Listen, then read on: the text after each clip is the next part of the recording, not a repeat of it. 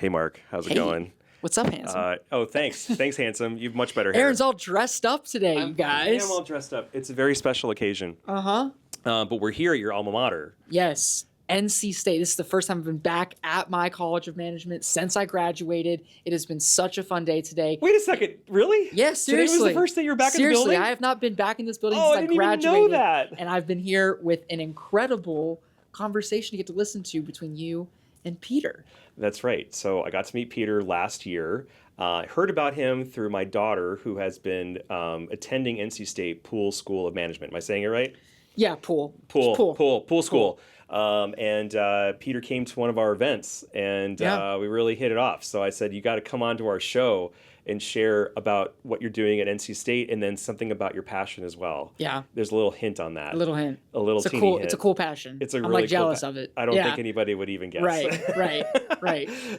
So we also got to teach a class today too. Yeah, which you did great at, by the way. Not gassing you up too much, but it was a great conversation. It took me back to being in these same lecture halls and listening to all of the marketing, branding, education. I think that's what this conversation with Pieter was also made it really cool and special for me because, you know, I'm still a young marketer myself, and it's cool to hear about the different perspectives that people coming up in my generation of marketing are going to have to deal with and think about. Yep. And it's all timely and important. Yeah. I do agree. And Pieter did talk to us a lot about where his foundations are coming from as well, and what the next generation of marketers are learning about. Yeah. So here we are on the Sound of Inbound. We are very excited to have you join us with Pieter Verhallen with NC State University.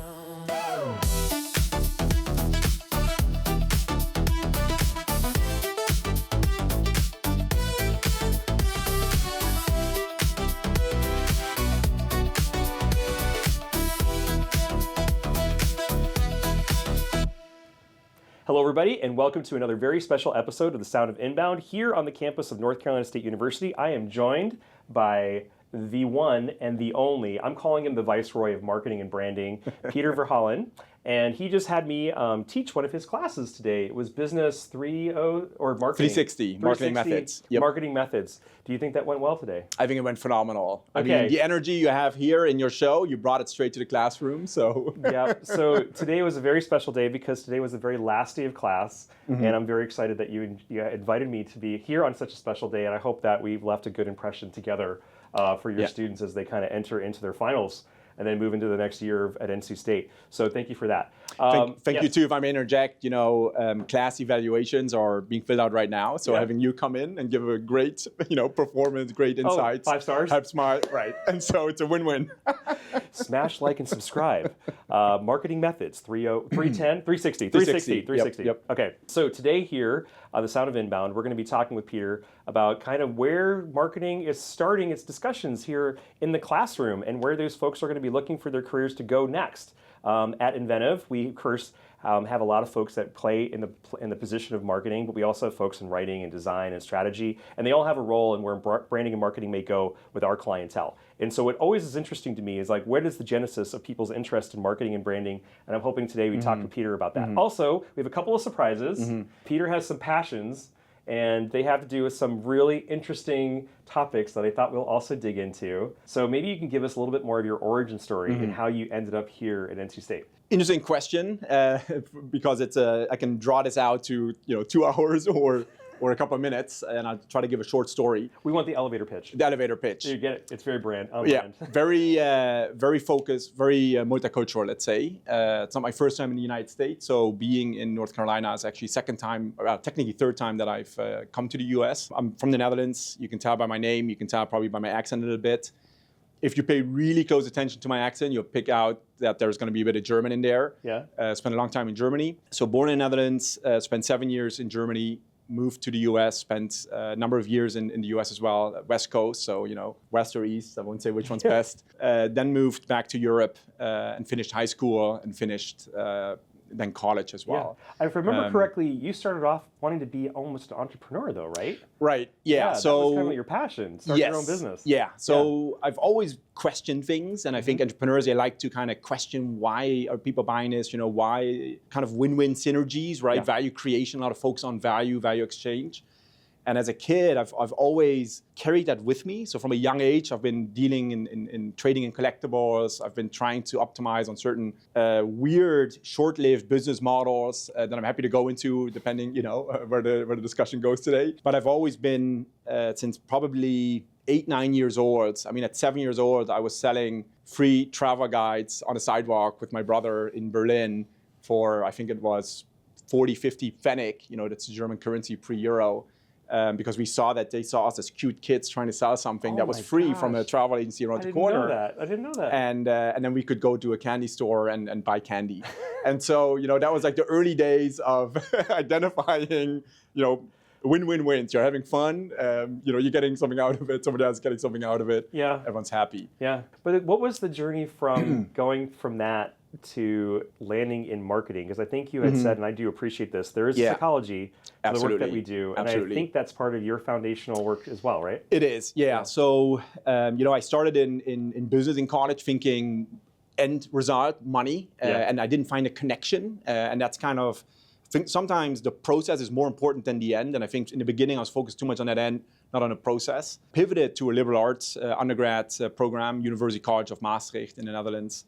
And I did direction more psychology, life sciences. Yeah. At that point, and I was there with my twin brother, and we both were thinking, we're going into psychology. We, having a twin brother, that's a whole nother tangent we can go into. Identical twin? Identical twin. Okay.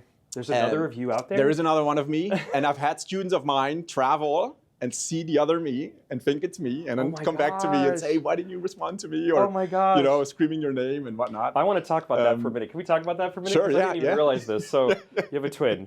So let's just jump for a moment to branding for a second. Okay. So if you, I'm really jumping ahead, but if you had to say you have a brand and your brother has a brand, are they different first?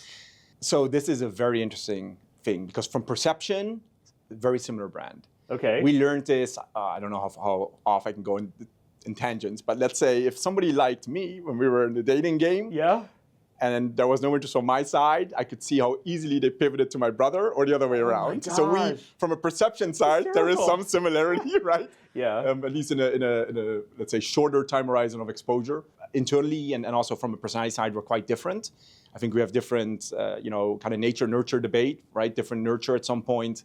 And it translates into different goals and different personality types. So I would say we're inherently different, but from a branding perspective, we were always them. We were always the twins. Oh, that lasted for a very, very long time, because we went to the same high schools. We had the same friends.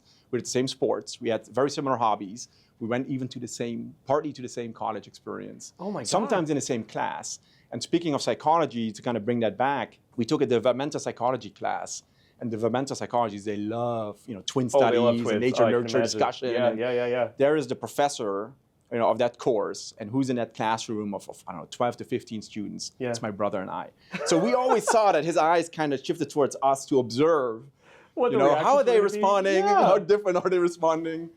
So that was your identity for a long time. For a long time. And so what actually allowed you guys to then start to kind of separate from that and feel like you could have your own brand? Yeah, so we lived together, I would say, until we were probably 28. So that says a lot about how close we were. Yeah. Right? And I like to always, when this comes into discussion, with friends and such, it really feels like I'm one leg and he was the other. Because our existence, we were always together. Yeah. You can always count on each other. Yep. You have similar friends, similar engagements, which means usually when you have free time, we had that at the same point in time in the week. And so if I'm going out, he's going to go out. Yep. If he wants to watch a movie, I'll watch a movie with him. You always have somebody else. And so the independence which was necessary for us to split was simply non-existent. And so the nurture part had to slowly tease that out of us through our engagements, where we started to slowly deviate, and then you get more invested in your other directions, right? Yeah. And at some point, you're sufficiently divested that you can go all in on one of these areas on your own, and then grow as an individual. And that took a long time for us. So is he still in Europe? He's in Berlin, He hopped around a lot. Spain, he was in Barcelona, London, and then Berlin. When his left elbow is bothering him, does he call you and ask if your left elbow is bothering you too? Or did you just hit it on something? That comes up a lot. Are you guys telepathic? Do you feel, each other's? I feel like there's magic with twins. I feel like there is a magic. It's like a married couple, right? You have so many associations, so many exposures, lived experiences together that, like in a married couple, if your wife or husband says one or two words, you can almost stop them in their tracks because the next 5 sentences are going to come out that they're going in, right? Just by facial cues and everything. Yeah. That was us. Yeah. If I would look at him, he wouldn't even have to speak. I could know exactly what he was thinking, where he wanted to go, what he wanted to do, and I could just jump in and say, let's do it, or something, and the same the other way. So. Okay, you're making me, because we talked a lot about brands today, and was finding this kind of funny to bring this up, but a famous brand is a bubble gum in America. Do you know about this bubble Wrigley's gum? or was it Double Mint? I think it was called. Oh, Wrigley's. Was it Spearmint? Double Mint? Something like that. Yeah, and all right, we'll have to look it up. Put it on the screen. And so that brand celebrated twins. Mm-hmm. It was double the pleasure, double the fun, and they had all these twins featured in the commercials. Yeah. And it was actually kind of a popular commercial. Yeah. And they were always very beautiful twins. Naturally. Which helped as well. Yeah. Okay, so coming back to like getting into marketing now. So I'm sure when you started off as an entrepreneur, it involves every aspect of what it takes to run a business. So finance, of course, and planning and all the logistics and supply chain and things like that nature, of course. Then you find yourself, oh my God, there's marketing, there's psychology and all this as well. So at what point did the pivot happen where you're like, wow, I could teach this? So that took a while. So it never pivoted, I would say, directly into the teaching side, but more into the learning and challenging oneself to understand it better. And then once that understanding was there, then the teaching evolved from that. So, so during the undergrad, let's say the psychology degree, I was doing a lot of collectibles, also dealing. And during that time, I realized, okay, I have an affinity towards business. Yeah. And so after that degree, I pivoted towards a master's in entrepreneurship. Really dove into entrepreneurial theory and also application. And then the pivot really happened because, we had this student company, we had liquidated it at some point. I was working with friends on their startups and supporting here and there, but I was missing the key ingredients of the right people, the right funding, the right idea, the right timing, right? And so there was this awareness, and I did not want to be a wantrepreneur, somebody who enjoys that lifestyle of... Wait, what is this term? A wantrepreneur? Well, I don't know if we should... be an entrepreneur? Right. Oh my God, I've never heard that one before. And like maybe not to go too much in a tangent in that front, but I feel there's so much, to get good ideas coming out, you have to network, right? You have to spar with people, you have to get your idea out and get feedback. And that's all wonderful. But that process is a lot of fun. And I feel that some people like that process so much that they linger in that sphere, let's say, that social community, without kind of forgetting the goal of value creation and monetization of that value. Yeah. Right? And so for me, there was this moment of, okay, well, let's do something, let's pivot from this. The entrepreneurial, let's say, spirit never escapes, right? It's always, you can always find the right mix later in life. And so I actually started looking and preparing into casing and case interviews because I thought, well, you know what? Maybe management consulting is fun. And as I was exploring that and started interviewing with firms, right at that moment, the director of the Entrepreneurship Master's Program had reached out to the entire cohort. We were a very, very small cohort at the time. There's a Ph.D. in entrepreneurship available. And I thought, that sounds kind of interesting, And Esteemed. And actually, to be fair, the MBB firm that I really wanted to work for, I went through it was the very first management consulting firm interview I took, or interviews. And so I showed up from the entrepreneurial scene, no tie on, no, very easygoing. I thought this was going to be a breeze. Anyway, didn't get an offer. And I thought, okay, so you cannot reapply until the next cycle at the earliest. Yeah. And I had a master's, but not an MBA, right? And at some point, if you want to thrive in that area, you got to go for an MBA or a PhD. And so when this offer came in for an expression of interest for a PhD, I thought, PhD, maybe 3 years, sounds cool. So I got in touch with the university, and then one thing leads to another. They had a PhD in entrepreneurship, they had a PhD in marketing. My background in psychology kicked in. We had discussions. It seemed like a great fit. And then ended up going the route for the PhD in marketing. And actually, at the time, they wanted to set up a center. So they were really attracted by my entrepreneurial profile because they thought, well, you can help us set up and maybe run this center. Idea. Yes, of course. Now, by the time I started the PhD, somebody else had beat us to it. So that never ended up happening. That's the life of an entrepreneur. That is, you go with what you got. You got to try things. You got to try things. So today, do you feel like you're tapping into all these experiences in your absolutely. class? Okay. I would say so. Yeah, absolutely. So I want to get into this for a few minutes on just being in the role of a teacher. I think a lot of schools are maybe casted by this sort of perception that they're not looking out enough. They're looking down, or they're being very academic, as people say. Absolutely. Yeah. And that perception of being academic gives us a sense that, like, wow, they really don't know what's really going on out there. Yeah. It's all theory. It's in a bubble. So what kind of things do you feel like you're doing to fight against that? And are you fighting against that? Are you trying to fight against that perception? So what are we trying to do with theory? We're trying to explain practice, right? But to be able to make it defensible, we have to test theory. And so we have to simplify and make assumptions. And at some point, there's a disconnect between the assumptions we're making, the simplicity of it, and what we can do in practice, right? Yeah. And then you have these evolutions or kind of bubbles that are forming. I try to go back to the root, which is if we're trying to explain the practice, we have to understand the why. And so I use, students are gonna, they know this about me. I love the why question. You know, I ask the question a lot in my classes, but I also really stress and encourage students to always ask why. If I'm learning this, why am I learning this? Why did this ever come about?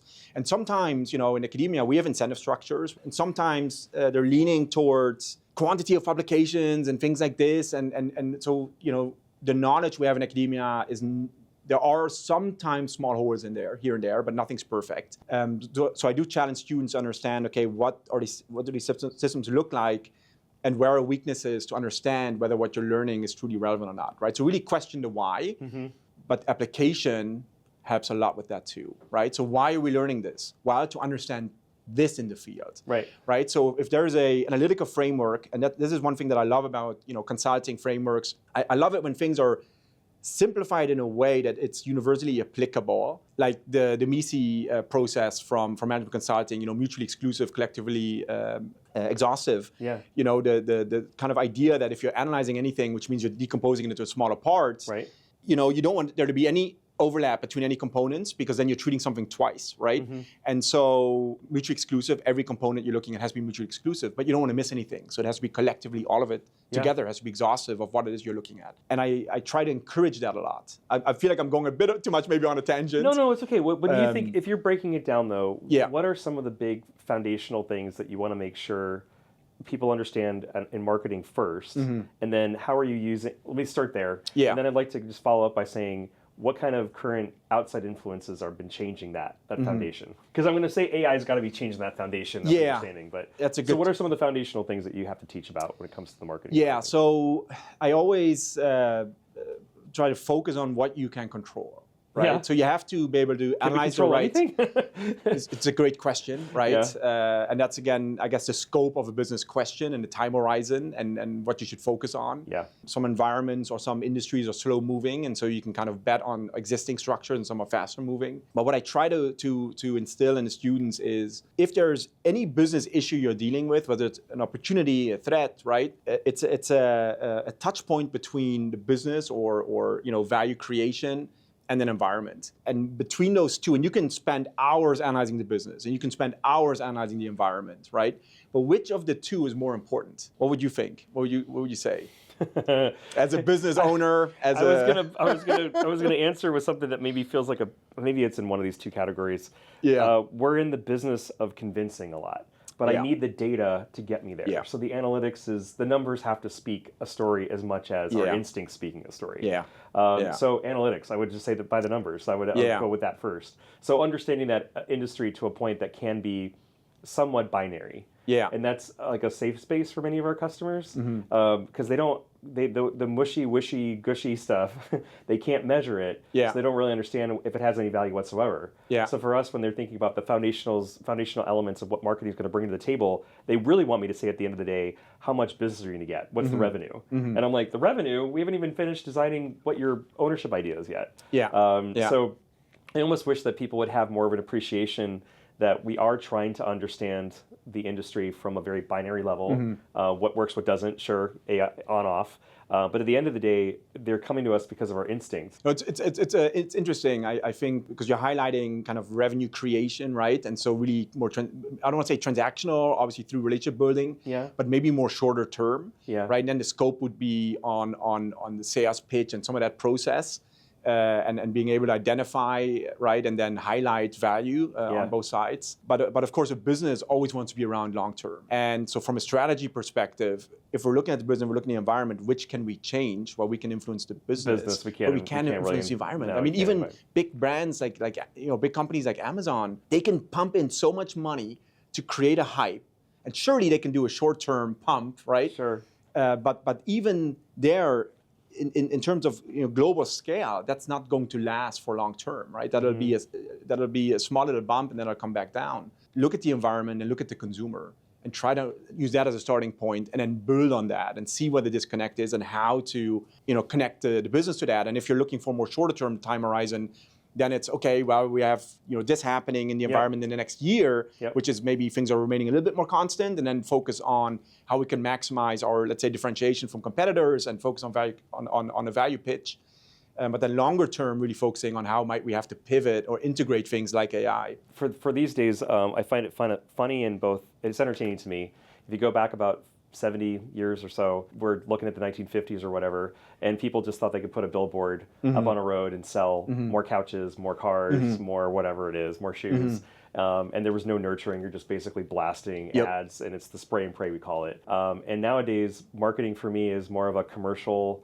It's a bigger vision around, or role, I should say, around the revenue generation, and it's not just about the awareness. I kind of wish I could have been in the 50s, but walking into a room and just throwing out a crazy idea and then just running out and they just run an ad and it's the job is done. And nowadays it's so much more involving, so much more of a commercial initiative. And as I said, it's like agencies these days don't seem to survive unless they can really associate themselves to the revenue. Is that part of the conversation that you guys have in the classroom? I would say yes. I do think there is still a story element to more mass market awareness, right? You were talking a lot about that today in class. You were using examples from Red Bull and highlighting how it went so far away from just the energy drink, right?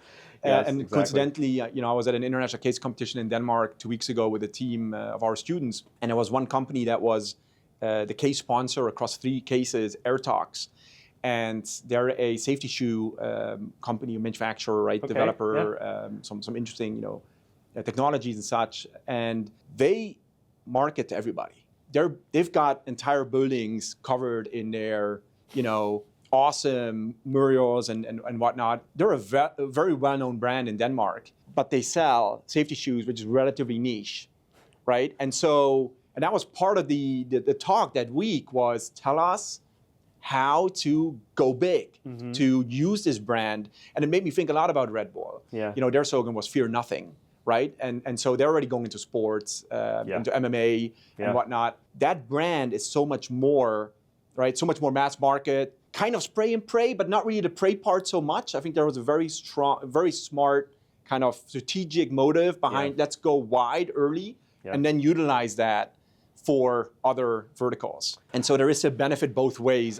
Let's see how it pans out for them. But right. I do feel like in Europe there are some sports that are a lot more persistent than even in America, because like traditionally football in Europe, it's played for a lot longer than you're going to have sports in the United States. And so some brands that associate themselves to those sports actually have a lot more impressions than we might have here in the States for certain things.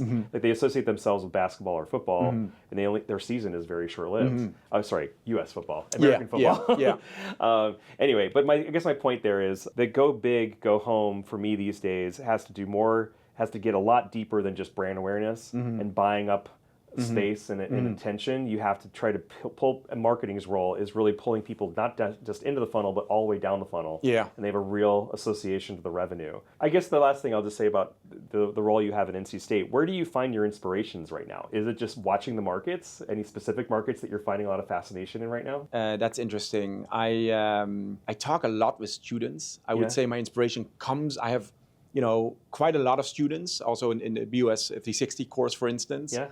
And they come with tons of questions. They want advice on new products they're developing, on tools that they're using. And every time something comes up that I'm not aware of, I look into it, And so I'm getting a lot of inspiration from my day-to-day operations here at NC State, I would say. And do you feel like they're plugged in? They're plugged into their bubbles, right? And we have very, let's say, diverse, I would say, student base. So there's different, let's say, bubbles, right? Not just political, right? Also in terms of interest in terms of industries, in terms of areas in the US where they're from, and what's going on there. So there's a good mix of diverse it is insight and perspective. Yeah. So I spoke to some of the students after the class today, and they were coming from different places as well. So there were some finance folks in there, accounting, which I realize are two different things now.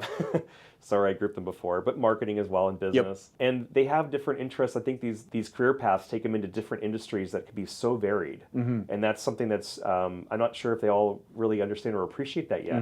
So I'm hopeful that you could bring this to your classes, is just to say, you have to also pick a niche industry as well as picking your path. So to say you're in finance is one thing, but to say that you're finance in housing is different to say that you're finance in shipping, or to say that you're in finance in life sciences like we are. It's such a different world, or in investment versus just building out infrastructure. So finance has got its own little, so many different personalities, you know, and that's something I hope that, you know, this next generation of folks that are getting out there that might be worried about some of the technology, which we'll talk about after the break. Yeah, if I can, you know, put a nice plug for NC State Poole College of Management, they do really, we as a college do really well in placing students. You know, graduation jobs post-graduation, but also internships. You know, if I'm reflecting back on, first of all, the Dutch culture when it comes to internships, many are unpaid or underpaid. They might have small stipends. It's not a minimum wage or higher kind of situation. At least in my time, there were many students who did not do internships. So the whole exposure through internships to the different areas within finance, within accounting, within marketing wasn't there. And so you start more as a generalist. You have to get lucky where you end up starting, hopefully more generalist, where you get to, you know, have a few hats, but if not, you might have to jump around a little bit. And here at Poole College, I see that a lot of students, they do an internship and then they're like, this was, you know, in investment banking, not really my thing. And then next summer, they're doing an internship somewhere else to try out something different. And then by the time they graduate, they have a good feeling, or at least a better calibration of where they want to be and what path they want to take. Or where they, exactly, that's more important. I can absolutely appreciate that. This has been great discussion about NC State and a little bit about your background. We're going to take a quick break, and after we come back, we're going to talk about your passion, which is so different than everything we've been just discussing. So please stay tuned here on The Sound of Inbound. We'll be right back with Pieter here at NC State.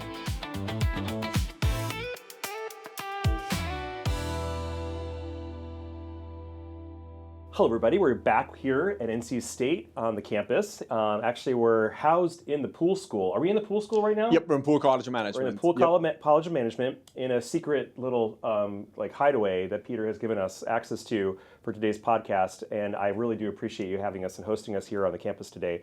Thanks for having me on the show. So, yes, no problem. So the thing for this next half of our show is to talk about passion. Whenever you're thinking about a brand that you really associate yourself with, it actually evokes a feeling.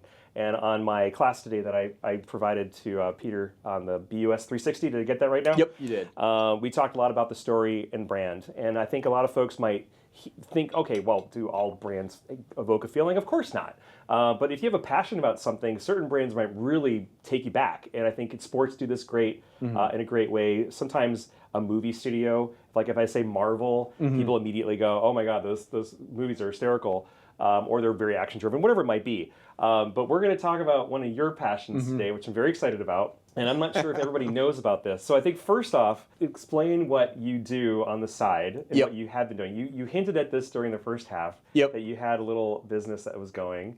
And it was about collectibles, right? But specifically, what type of collectibles are you passionate about? Nintendo. Well, let's say classic video game collectibles. Okay, but Nintendo. But very focused on origin Nintendo items, let's say the first decade of their existence. Okay, and what about that first era of Nintendo are you so excited about? I would have to say that it almost started like a tangent adjacent to a later era of Nintendo. I wasn't exposed very much to the original era of Nintendo until later, when I was seeking out a particular item that was tied to a later era. But at some point, it turned into amassing items from that era, sorting it, the collector mindset kicked in, you start really collecting it, recognizing it, pursuing it, documenting it.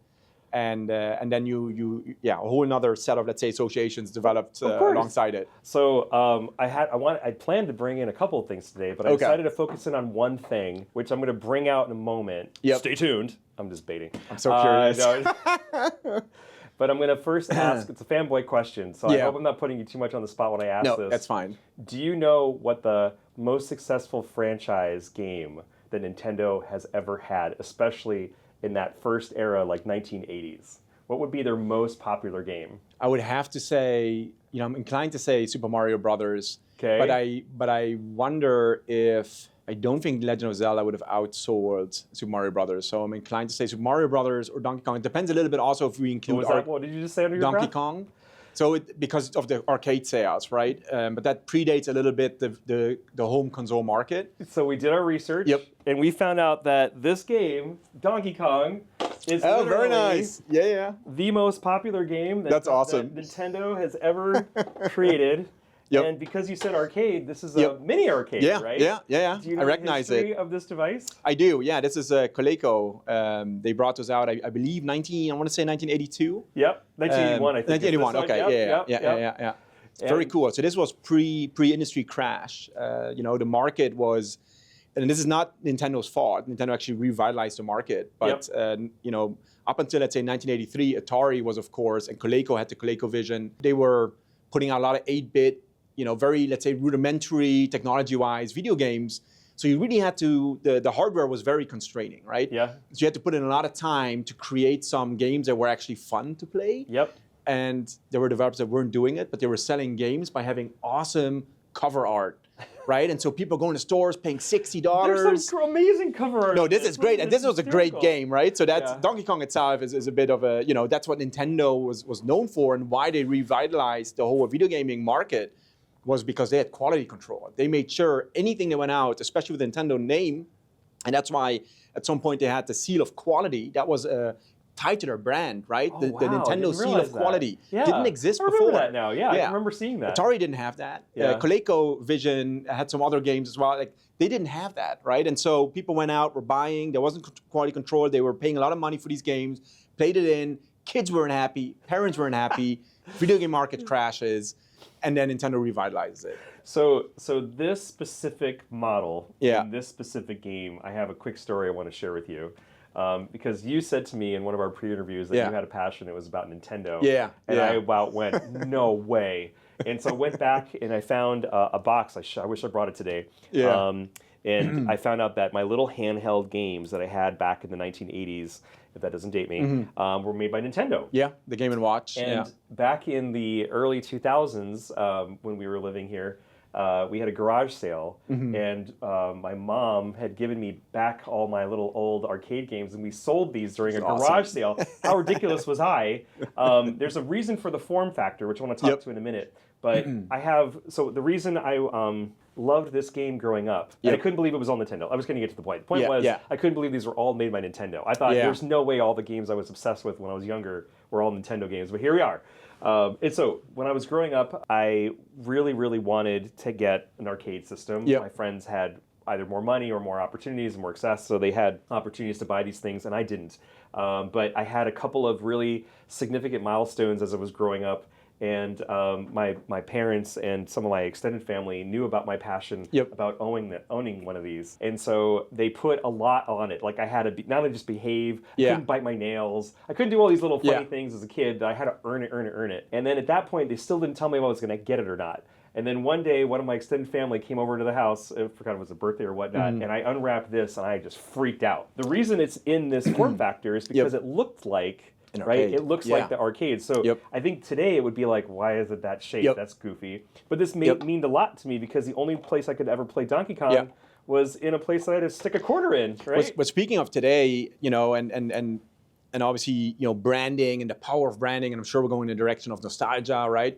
The nostalgia of arcades has come back, right? So arcades started going out of business. Yeah. Now, then arcades started kicking in because, hey, the people that loved arcades, now they're drinking age. Maybe they don't have kids yet. Now they have kids. Maybe they need to escape. But they're getting out of the house. They're getting out of the house. And it's then, a shared experience. It is a shared experience. Yeah. And at some point, a company, One Up Arcade, I don't know if you're familiar with them, they started developing arcades. And I don't know exactly when, but probably around 10 years ago, maybe 15 years.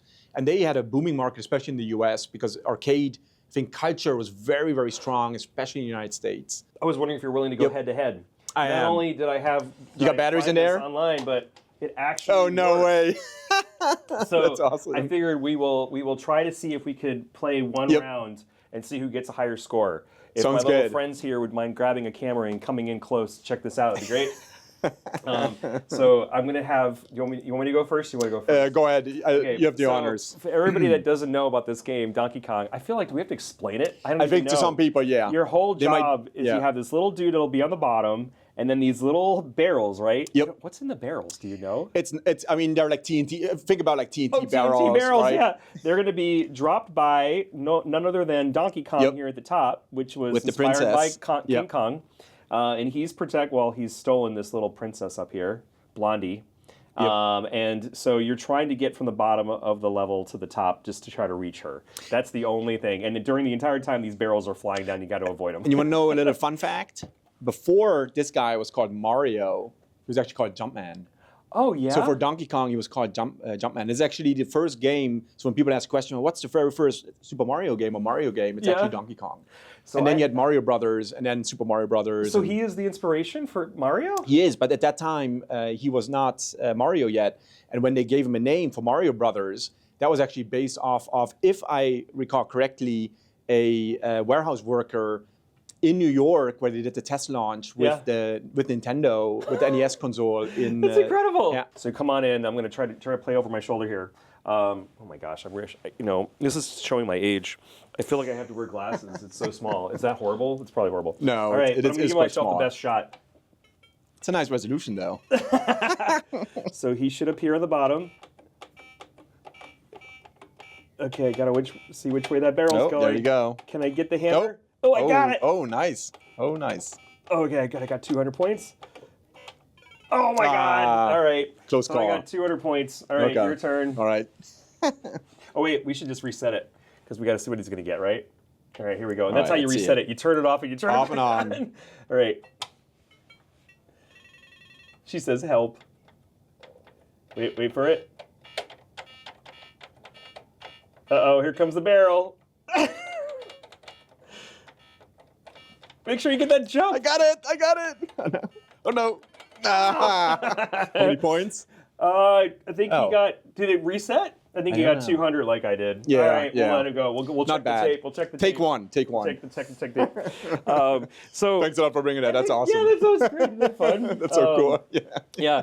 What I didn't realize growing up was how much I would connect with this because Yeah. I had to work so hard to get it. Yeah. And Yeah. nowadays things are just so much more instant Yeah. than they are back then. You actually had to like earn it. You had to go through all sorts of gates, either because you had to get out in the world and go to an arcade and actually see these things and then wait in line to play it. Yeah. You know, it's like all that anticipation leading up to the moment you're like finally get to play the thing built up so much value. Yep. So to have this opportunity to bring it home and not have all those barriers was just wild for me. And it creates, in a way, if you think about all those barriers just for one item, let's say, right? Or one console with one game. Yeah. If you want to then have two consoles, right? That's a lot of effort. So the switching cost is so high. So, and that's when you had the Nintendo fanboys and the Sega fanboys in the 90s, right? You had these camps. Pick your poison. Pick your poison and stick with it. So these days, are you still involved in any of the collectibles? Yes, I am. Okay, Yeah. so do you have any fun stories about how much you've had to go through to get something you were seeking? So I would say I mean, this is the most recent story. Okay. I use shipping consolidation services for different regions that are harder to get. So let's say there's an item I really want that's in South America somewhere, in Argentina, or let's say, as an example, in Europe, now that I'm based in the United States. Let's say I want something from Spain, and I want something from France, and I want something from Italy. There are services that... I'm smiling because it's got to be about the chase at this point, right? The chase is awesome, absolutely. Finding rarities, finding obscure items, and the challenge of making it work. I've always enjoyed that. So trying to identify and understand all the logistics service providers in a particular region in the world, all the payment processing providers that you can utilize, and how to connect the dots, and whether you need to, get in contact with a company to help you source that item or not. But currently, I'm using these consolidation services. Main reason for that is many sellers still don't ship international, or they're avoiding uncertainty, right? And so there's a lot of also selling platforms that operate only nationally or domestically, and so these services are a must. While I had a shipment from the UK that was stuck in U.S. customs now with the new, tariffs and all that kind of stuff. I mean, the tariff stuff worked out, and that was paid for, and all was good. But then all kinds of weird processes happened around, well, there's an item that has 1% of wood. Do you have certification of where that wood came from? Oh my And we're gosh. talking going back to, Collectible 30, 40 years old, Yeah, right? yeah, And so yeah, doing yeah. all the deep diving to convince the customs Wow. of this, and still it gets returned on its way to the consolidation service in the UK. So then I thought, well, this was such a headache. I can't risk this. You know what? I'll forward it on to family in Europe. Same story. I just found out yesterday. It's been returned. It got stuck in customs, this time in Germany. They had all the paperwork, etc.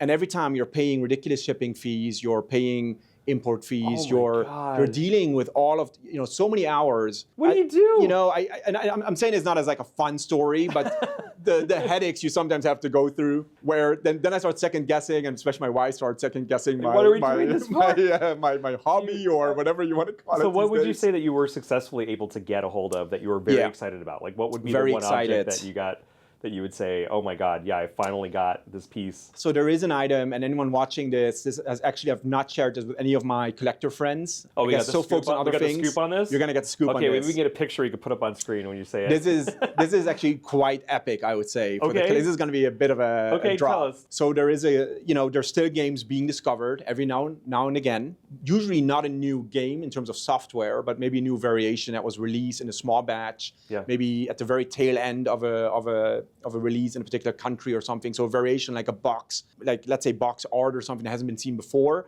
that still happens to this day, right? So then it's a one-of-one variation Yeah. from the 80s, from the 90s, etc. But one of the last games to be discovered, this was software that didn't exist in the 8-bit Nintendo NES, what we call 72-pin. It's the format that that was used in the United States, in Europe, and in Australia. It did exist in Japan and let's say Asian regions where they use 60-pin format. These were the old cartridges that flipped up? Cartridges that you put in. Yeah. Yep. And You then had to flip flip up to and top then- and then stick Yep. them in. That game had never been found in that format. Which game? Until Oh, you haven't revealed it yet. It's Comando de Lobos. Commando De de Lobos in Spanish. Okay. And it's from Spain, and it's from a publisher that's has already very rare games. So there were some games that were very hard to find from this publisher in Spain. They only released these in the Spanish market, called Gluck Video, or Photopack was the company, and they had a partnership with two companies actually, NTDC and TXC in Taiwan, and they imported and then created their own branding. They even created their own adaptation of one of the games for the Spanish market. Yeah. So they're a legit, let's say, company in Spain putting these on the market. They're called unlicensed games because this was without the approval, the seal of quality from Nintendo, which is also why they had lower production runs, because Nintendo had in their model, minimum batch, like production numbers. Sure. Right, to make it all make sense. There was this game that was found, I believe it was in 2000, I want to say 2019 for the very first time. I believe it was, I believe, found with a box, but a cartridge had no label on it. So we weren't, the person who found it wasn't even sure, is this a prototype from a development stage, right? Did it ever hit the market or not? So one of a kind. And that was on my wish list, right? As a collector, now there's a game I don't have, right? Okay, And I'm going for yeah. a global complete set. And so I'm like, oh man, I'll probably never find it.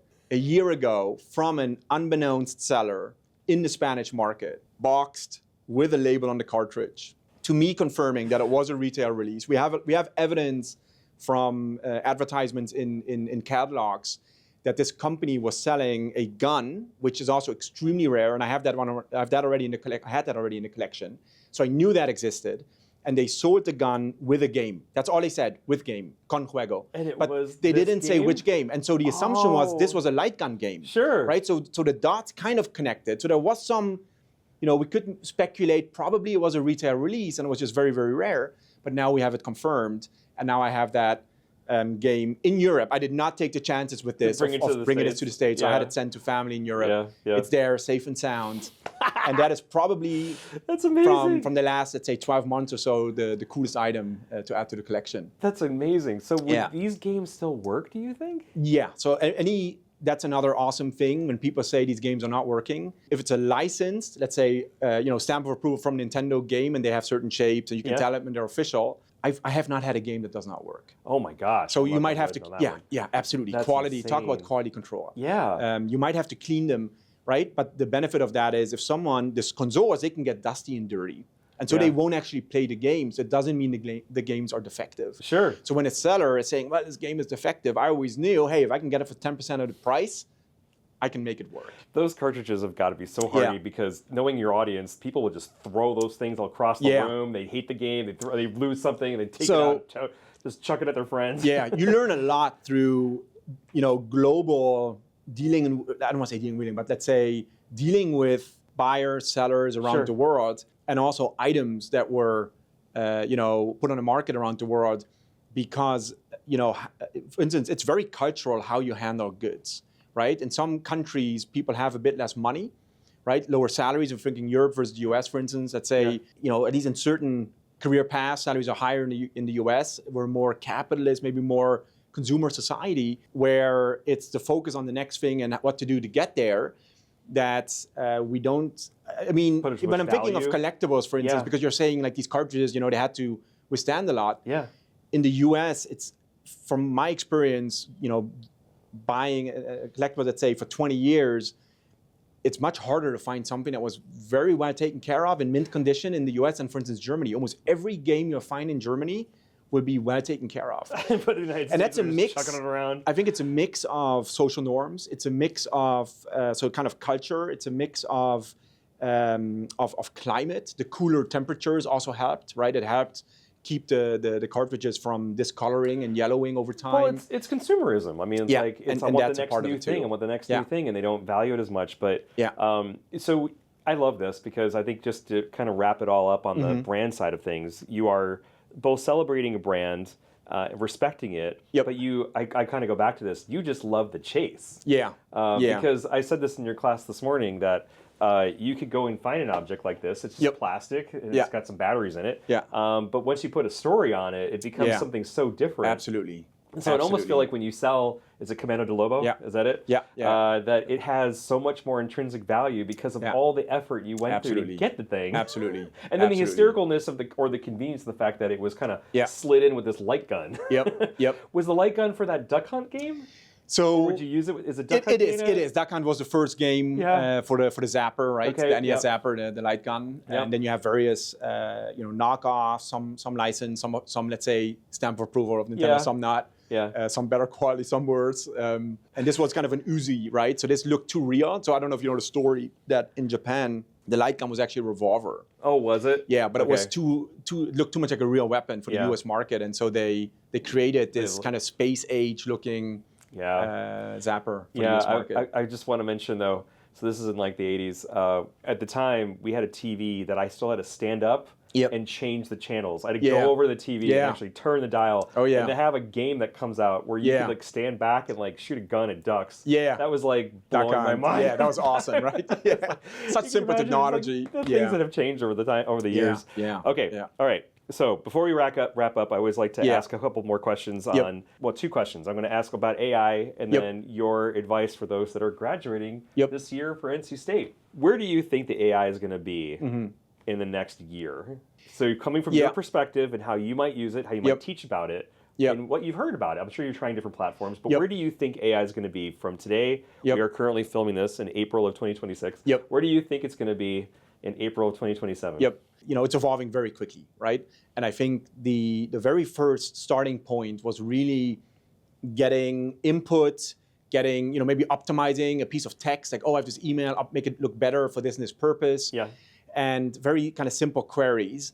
And now, you hear people using it as their psychologists, psychiatrists. I mean, it's going off maybe even some dangerous directions. And it's evolved from text-based to visuals to, video development, and I see this in the students, right? Our top students that want to be at the forefront of everything, right? The lead users of these platforms, they're helping me understand it because they're diving deep. I wish I should it's more. It's incredible, right? But it's incredible what you can do. But it's really moving more to this visual and I think also audio space. So my prediction would be in a year from now, and I hope it goes in this direction, we're already talking to Alexa. Alexa had this update, I think it was 4 months ago, at least I have it in my household. So, we do too. They're like, do you want to upgrade to the latest one? I said, sure. And then I try to speed up the speed of talking so you can maximize, efficiency. But what I recognize really quickly is this is this great dialogue now, and it's verbal, it's, audio, but Alexa without, not to put it down or anything, but I don't think it's at the level of some of the other. So you're saying that it's going to move to much more conversational. Much more conversational. Yeah, and you're not really typing in anymore. Right, because we're just talking to it. Right, and Wow. the same way that a lot of people, I see it in the students, I see it in colleagues, they're going speech to text. Yeah.